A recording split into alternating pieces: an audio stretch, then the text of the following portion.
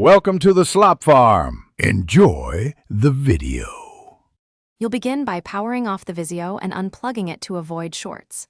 Next, look for the Ethernet port on the back or side of the TV. It's wider than a phone jack.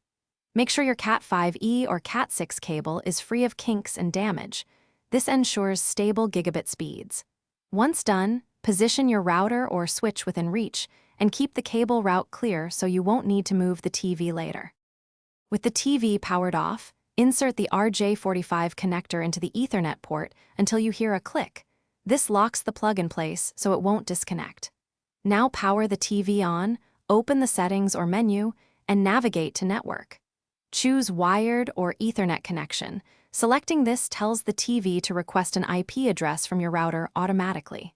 Wait for the TV to obtain an IP. This step is necessary for streaming apps to authenticate and for firmware updates to download. Once the TV shows a valid IP address, test a streaming app to confirm internet access. This proves the link and DNS resolution are working. If the TV fails to obtain an IP, restart the router and the TV and recheck connections. Power cycling often clears DHCP issues. If problems persist, temporarily try a different Ethernet cable or port on the router.